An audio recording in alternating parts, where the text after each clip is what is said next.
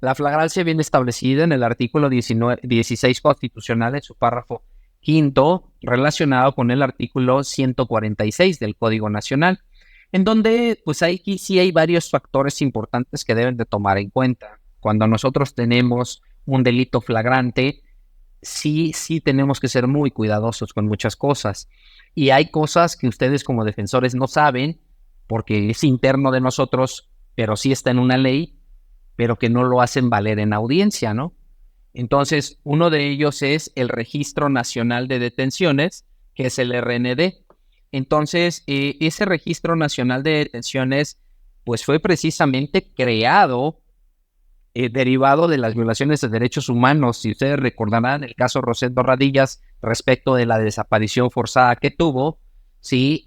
Por parte de los militares, pues surge precisamente, incluso en términos de lo que establece el artículo 73, fracción 21 de la Constitución, leyes especiales, ¿sí? Y entre ellas la ley para prevenir y erradicar los delitos de desaparición forzada de personas, y por ello es que cuando hay una detención, debe de haber un registro. A pesar de que el artículo 16 constitucional, párrafo quinto, nos dice que deberá existir un registro de la detención, ese registro se traduce en el Registro Nacional de Detenciones, no en el reporte a base SIAP o SIP, o como dicen, o no en el registro que hacen los policías, no, se traduce en el Registro Nacional de Detenciones. Y vienen las primeras preguntas. ¿Cuánto tiempo tienen los primeros respondientes para realizar el Registro Nacional de Detenciones? Son 5 horas. Mire, hay un parámetro cuando lo detienen.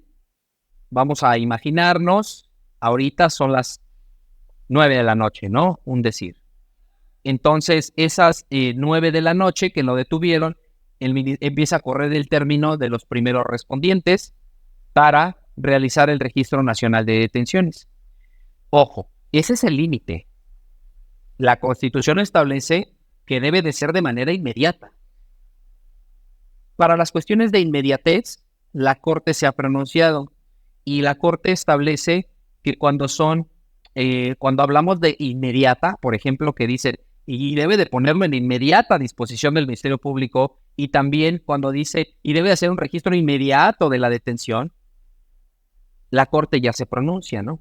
Porque inmediato para ustedes, pues es en 5 minutos a lo mejor, que son defensoras, pero de inmediato para la Fiscalía a lo mejor es 1 hora. Entonces, al ser muy ambiguo en la parte inmediatez, la Corte se pronuncia y dice que el juez lo resuelva. Solo justifiquen por qué se tardaron tanto.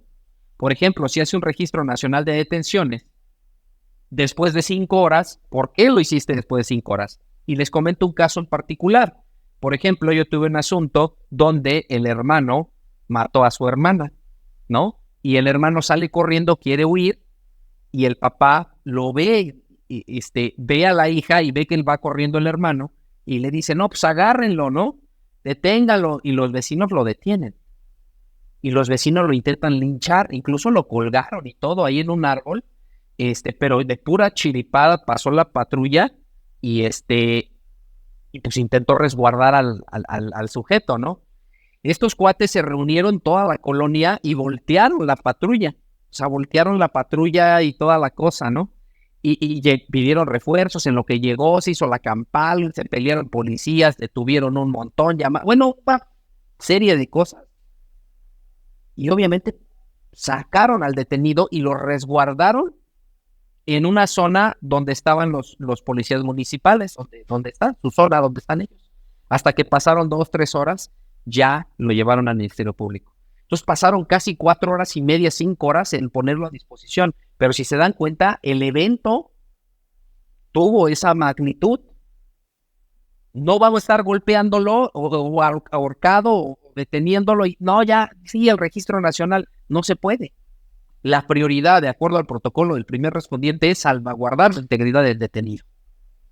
Ese es el protocolo del primer respondiente.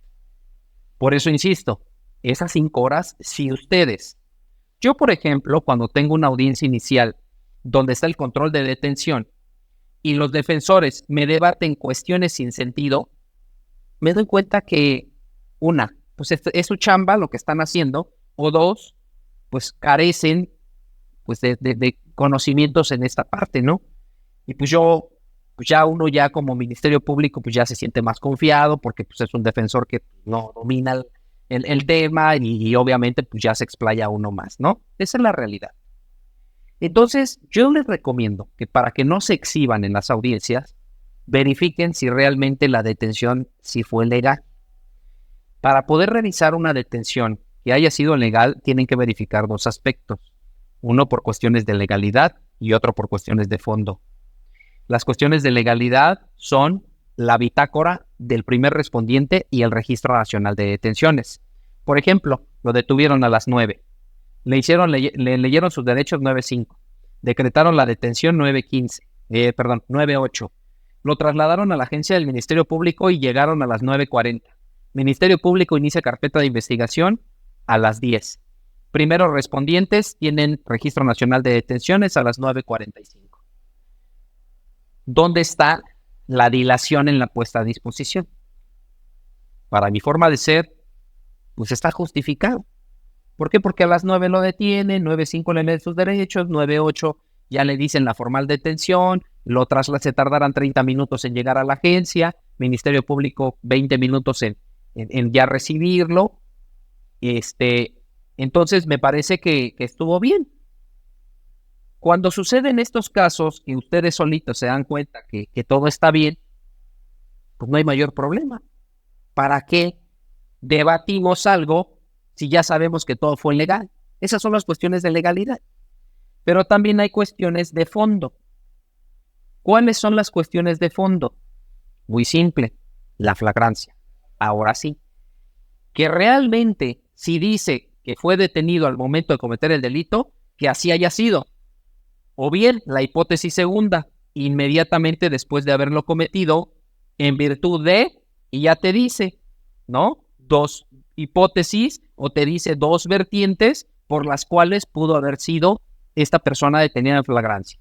Una de ellas puede haber sido porque es detenido inmediatamente después y hubo una persecución ininterrumpida, ¿no? Pero también existe otra que esta llamada flagrancia por señalamiento, en donde establece precisamente que la persona, pues sí, cometió el delito y más adelante lo detienen. En la hipótesis, por ejemplo, de que fuera el robo de un Oxxo. La víctima saca el arma de fuego, le quita lo de la cajera, se echa la fuga y sale, agárrenlo, lo detienen más adelante y la víctima ya alcanza y lo ve y le dice, sí, es él, lo reconozco. Incluso tiene los objetos, tiene el dinero que me robó y tiene el arma. Esas son las cuestiones de fondo. Entonces, estas son las cuestiones que deben de atender a lo que es la flagrancia cuando una persona es detenida en esa situación. ¿Alguna duda? Chequen el Registro Nacional de Detenciones. Si el registro, por ejemplo, lo detuvieron a las 9 de la noche y el registro está a las 9:30, bueno, pues ya no hay bronca. Pero si el registro está a las 4 de la mañana, entonces sí hay problema. Le genera duda al juez que realmente los hechos hayan sucedido en ese horario. Entonces ahí sí genera duda. Pero si tú, por ejemplo, dice, no, es que no le leyeron sus derechos, es lo que todos los abogados dicen. Si en el informe policial homologado viene la firma del imputado de sus derechos, ¿cómo no los van a leer? A lo mejor no se los leyeron, pero ya firmó, o sea, es ilógico que debatan eso, ¿no?